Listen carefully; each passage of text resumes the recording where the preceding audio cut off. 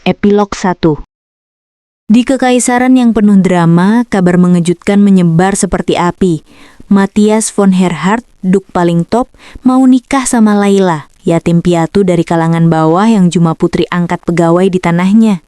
Bikin heboh lagi, Laila ini ternyata udah punya anak sama Matthias, padahal sebelumnya dia bertunangan sama putra dokter keluarga Erhard. Musim panas itu, kemanapun kalian pergi ke pesta bangsawan, pasti bakal dengerin orang-orang ngerumpi soal pernikahan yang bikin malu ini, meskipun Matthias sama Laila nggak pernah muncul di depan umum. Banyak yang bilang Matthias berubah gara-gara luka parah dari perang, mungkin trauma bikin dia nggak berpikir jernih. Ada juga yang bisik-bisik kalau keluarga Erhard, terutama ibu dan nenek Matthias, pasti nggak bakal setuju sama pernikahan ini.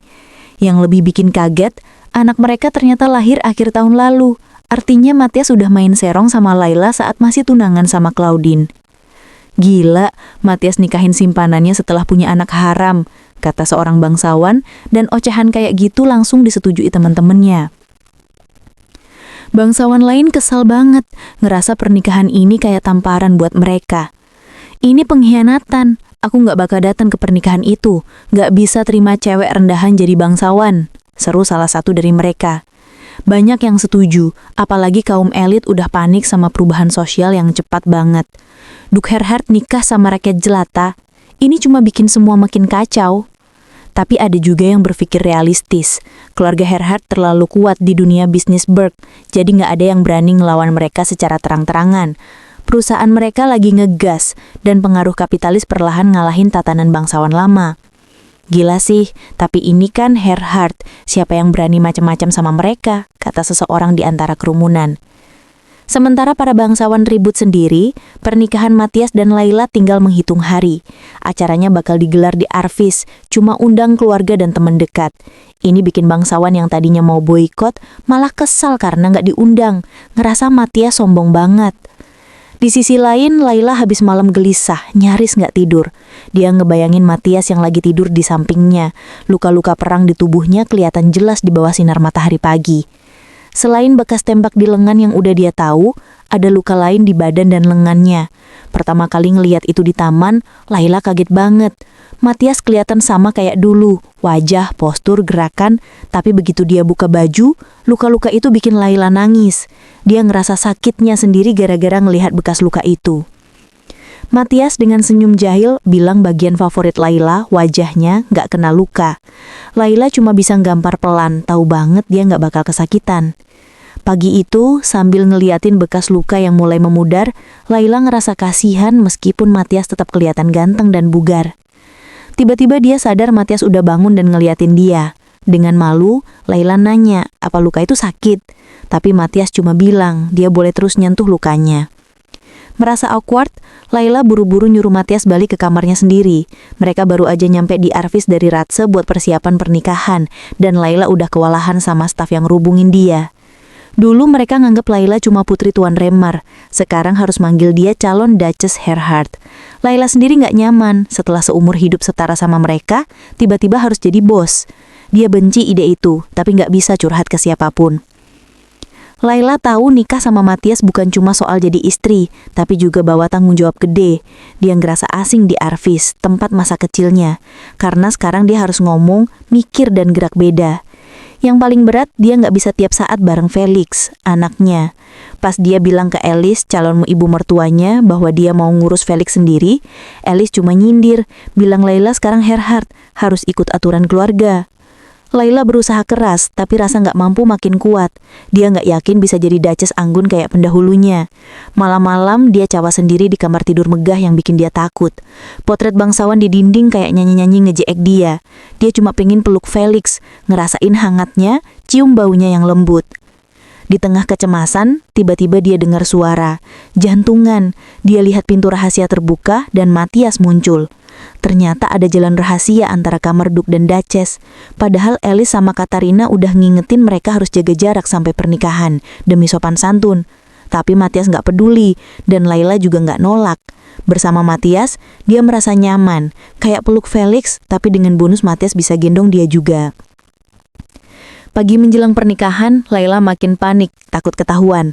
Matias cuma nyengir, ngerasa lucu Laila masih takut kayak mereka selingkuh diam-diam. Dia bisik nama Laila, bikin muka Laila merah. Dia minta Laila senyum, tapi Laila ngenolak, bilang dia nggak suka disuruh-suruh. Matias ngegodain, bilang kan ini hari pernikahan mereka, masa nggak dikasih senyum. Laila tiba-tiba ketus, ngaku dia takut nggak bisa jadi Duchess beneran. Dia bakal belajar mati-matian, tapi kalau gagal, kalau dia malah jadi beban buat Matias sama Felix. Matias tenang aja, bilang itu nggak bakal terjadi karena dia nggak bakal biarin itu. Dia cium pipi Laila tanpa sedikit pun ragu di matanya. Laila ngerasa Matias masih misterius. Dia seneng banget pas Matias balik setelah pura-pura mati selama 2 musim, tapi juga sakit hati karena disembunyiin. Meski gitu, dia tahu Matias ngelakuin itu buat dia, jadi dia nggak bisa marah lama. Matias nggak kelihatan menyesal, dan Laila kadang bingung sama caranya, tapi dia tetap nerima. Pas lari ke pelukan Matias di taman, Laila nggak cuma peluk dia, tapi juga semua luka masa lalu dan kekacauan masa depan. Dia cinta sama Matias, itu yang paling penting. Matias minta senyum lagi, dan Laila masih sambil tatap matanya. Mereka saling pandang, senyum dan ciuman. Awalnya polos, lalu makin panas. Matahari pagi naik, tapi mereka tetap kejerat kayak sepasang kekasih di tengah malam. Sebelum pergi, Matias bilang dia punya hadiah buat Laila dan nyium kening Laila. Ninggalin Laila dengan senyum penuh harap. Hari pernikahan itu, meskipun penuh drama, jadi awal baru buat mereka. 2 orang yang milih cinta di tengah omongan miring.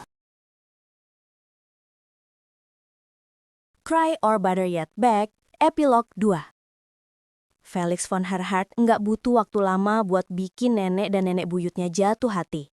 Hari pertama Matias bawa Laila dan Felix ke rumah Ratse, Alice dan Katrina langsung kepincut sama Felix. Anak itu mirip banget sama ayahnya waktu seusia itu. Sampai-sampai bikin mantan bangsawan wanita itu ketawa kagum karena kemiripannya yang mencolok. Nggak mungkin mereka nolak pesona Felix. Soalnya dia jelas-jelas darah Herhart. Dowager Herhart dengan hangat bilang ke Alice yang lagi kesel kalau ini yang terbaik buat Felix. Alice cuma setuju setengah hati. Tapi begitu lihat Felix tersenyum di pelukan nenek buyutnya, dia merasa agak lega. Matias udah ceritain rencananya pindah ke Ratse buat ngembangin bisnis keluarga di ibu kota biar operasinya makin luas. Meski dia bilang ini soal inovasi bisnis biar sesuai zaman, semua orang tahu alasan sebenarnya. Meskipun situasinya agak canggung, susah buat nentang keputusannya. Laila, dia nggak bakal pernah jadi ratu di kalangan elit. Sifatnya nggak cocok buat peran itu. Kalau dia punya sedikit kesombongan, mungkin masih bisa jalan.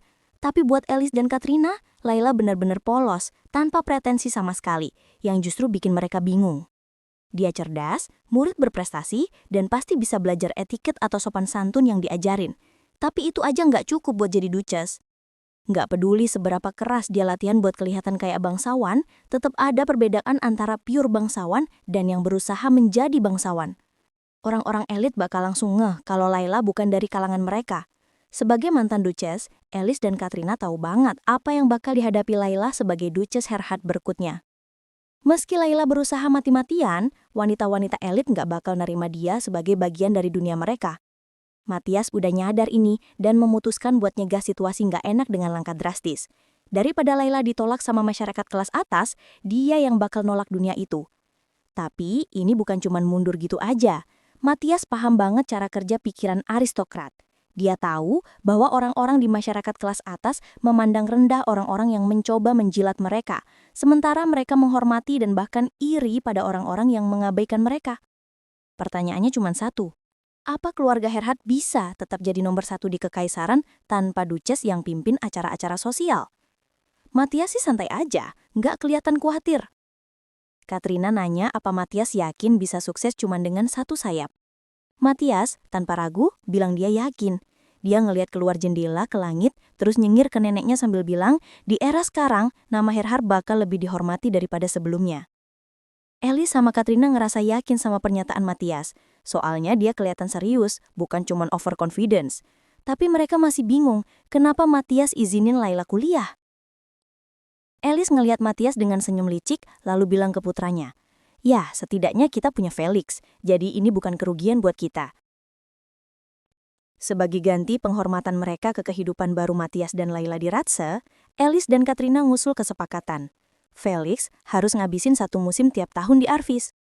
Alice percaya, meski dunia berubah, ada nilai-nilai yang harus dijaga selamanya, dan Arvis penuh sama nilai-nilai itu. Dia pengen Duke Gerhard berikutnya paham nilai-nilai ini. Katrina setuju. Matthias cuma bilang, oke, meski menurut mereka permintaan ini agak berlebihan. Mereka sampai nanya-nanya dalam hati, apa Matthias ngerti kalau ini artinya pisah dengan anaknya sendiri? Tapi setelah dipikir-pikir, mereka ngeh kalau Matthias emang lebih cuek sama Felix ketimbang Layla. Tapi selama dia nggak ngabaikan tugasnya, mereka nggak masalah. Lagian Matthias emang selalu penyendiri. Layla tuh pengecualian buat dia. Alice ngeliatin panggung tempat pernikahan bakal digelar. Terus dengan alis berkerut, nanya apa Layla tahu soal rencana ini. Alice ngaku, Layla nggak licik, meski nggak punya kualitas ideal sebagai menantu. Baru kemarin Layla mati-matian nyiapin diri buat jadi duchess di Arvis. Makanya Alice curiga, apa Matthias bikin keputusan sendiri. Tapi obrolan mereka kepotong gara-gara tamu pernikahan mulai berdatangan. Taman Arvis kelihatan indah di hari musim panas itu. Begitu Matthias dan Layla berdiri di panggung, taman itu bakal kelihatan sempurna kayak lukisan. Meski cuma sedikit orang yang diundang ke pernikahan itu, kabar tentang acara ini nyebar cepat di kalangan elit. Karena semua orang udah tahu soal keluarga Gerhard, sorotan utama jatuh ke Layla von Gerhard, duchess baru. Kata orang, meski Layla punya kekurangan, penampilannya nggak bisa dibantah. Dan yang paling penting, dia dan Matthias kelihatan serasi banget. Detail upacara juga jadi bahan omongan. Taman Arvis yang wangi bunga, upacara yang mengharukan, dan ciuman Matthias Layla di bawah cahaya matahari terbenam.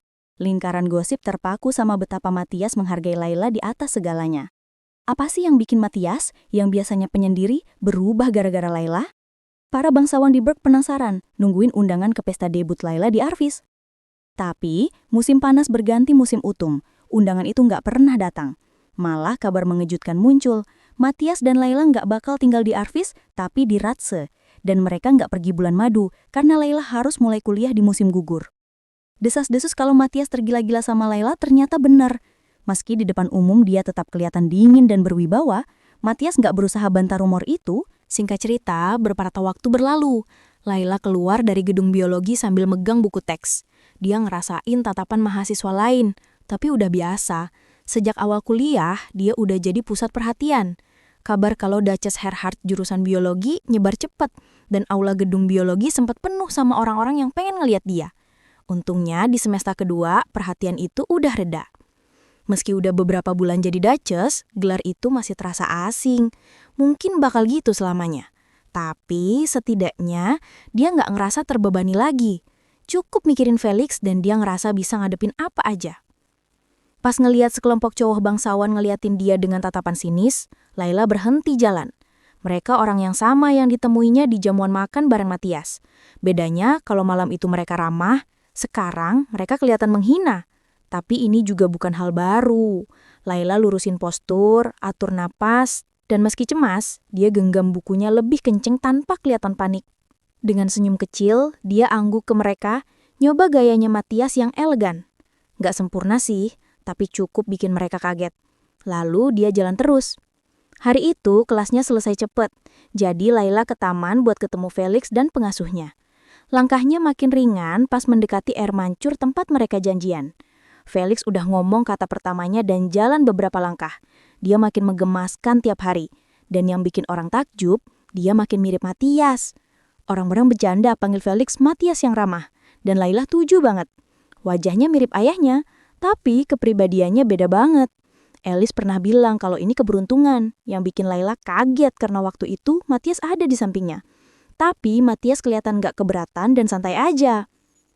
Felix teriak penuh semangat dari gendongan pengasuh begitu lihat Layla. Layla balas senyum dan lambaian. Tapi matanya melebar pas lihat Matthias ada di samping Felix duduk di pinggir air mancur sambil ngeliat ke langit. Pas mata mereka ketemu, Matthias tersenyum dan berdiri. Layla bingung, buru-buru lari ke arah mereka. Sambil buru-buru naruh buku teks dan ambil Felix dari pengasuh, Layla nanya kenapa Matthias ada di situ, padahal katanya ada rapat penting. Matthias cuma bilang rapatnya selesai lebih cepat, sambil senyum ngelihat Layla yang lagi gendong Felix. Layla bertanya apakah Matthias bisa ikut dengan mereka, matanya penuh antisipasi hati-hati. Sejak pernikahan itu, Matthias menjadi lebih sibuk dari biasanya. Sepanjang musim gugur dan musim dingin, dia hanya bisa melihatnya di pagi atau larut malam. Sekarang dia berada di tahap akhir untuk memindahkan bisnisnya ke Ratse, dia akan mendapatkan sedikit waktu luang sesekali. Tapi dia tidak pernah muncul tiba-tiba seperti ini. Karena itu, Laila cukup terkejut melihatnya ada di sini. Matias bertanya sambil menyeringai tentang apa yang akan dia dapatkan jika ikut dengannya. Ekspresi nakal di wajah pria itu mengingatkan Laila pada masa kanak-kanaknya ketika dia pertama kali menemukan jalan ke Arvis.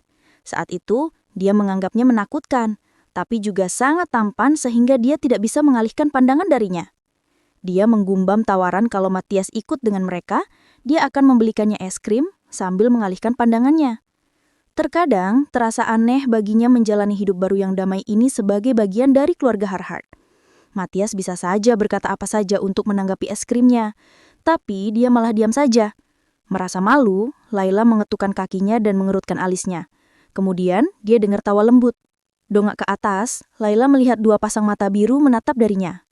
Matias berkata baiklah sambil menggandeng tangannya, lalu mengajak mereka untuk pergi. Laila tersenyum, dan dalam pelukannya, Felix tertawa penuh kepolosan. Melihat dua wajah yang serasi, Laila pun mulai tersenyum. Dia meremas tangan Matias dan mereka mulai berjalan bersama. Sungguh hari musim semi yang cerah dan indah.